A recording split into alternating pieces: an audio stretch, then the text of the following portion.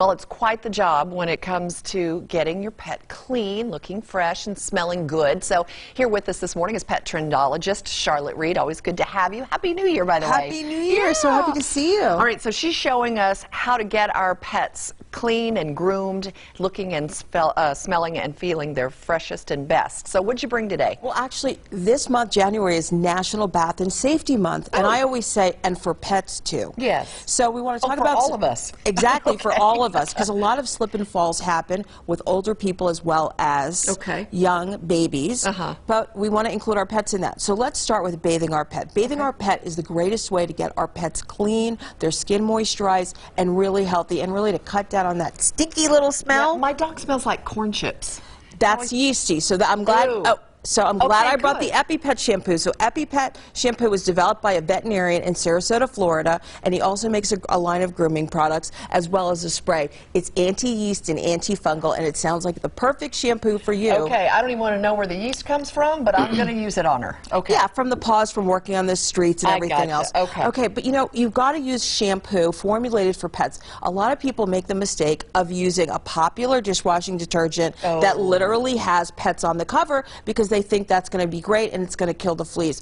It does in fact do that, but the only time you want to use that is if your pet is contaminated. Think of the stew and the cats and dogs swimming in the hurricanes. Oh, gotcha. Okay, so that is my big safety tip. That's safety tip number one.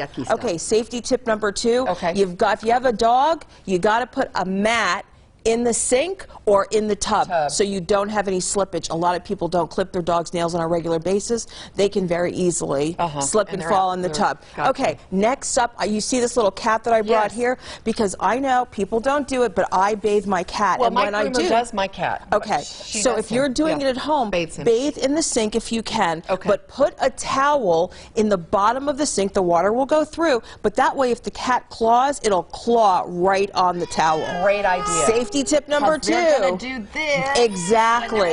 And if you have, most sinks today have the spritzer. That's what you want to do. Okay. Organize all of your stuff because you want it in a caddy. So, and I put wet stuff on one side and dry on the other. Your brushes, your combs, your blow dryers, and then here is your grooming products as well as your dental kit. This way, when you go in the bathroom, you have everything right there.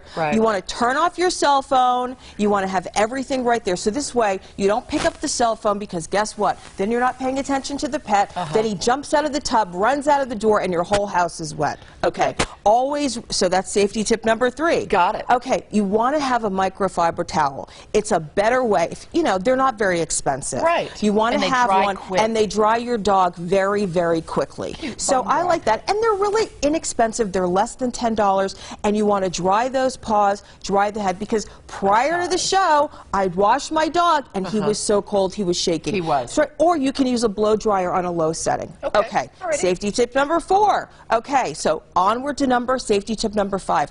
I'm sure you know this because you're a cat and dog owner. Many dogs and cats have to go to the veterinarian because they get ear infections. And they get ear infections for a variety of reasons. It could be a dirty, dusty environment, and Vegas is very dusty. Yeah, we get so you're constantly cleaning your ears, or your dog has natural flap over ears, or just natural oily skin. So I bought Zymox cleaning solutions. They have an ear cleaner and they have a solution. So they're gentle, they're approved by veterinarians for use, and they don't use detergents, antibiotics, or any harsh chemicals to clean your pet's ears. You want to clean your pet's ears on a regular basis. You'll open it up, sniff it, make sure all the hair is plucked out, so that will bring, and you want to use like a freezer for that, or take it to the groomer if you can't do it. But the one thing that I love is the ear solution. That's kind of like daily maintenance for your dog, especially if you have a dog that swims a lot, or you have a dog, like I said, with the flap over ear, or, like Ty, for example. The air doesn't get in that ear, so that's why you need to really maintain on a very regular basis. And you can just like lift. I mean, I'm not being gross, but you might want to sniff the air. You might want to look at it. Exactly. No worries. Yeah, we're okay. We're all good. Great tips. And this is going to help have a clean puppy for sure. Absolutely. Clean, and you're going to be safe, and so is your dog. You're going to be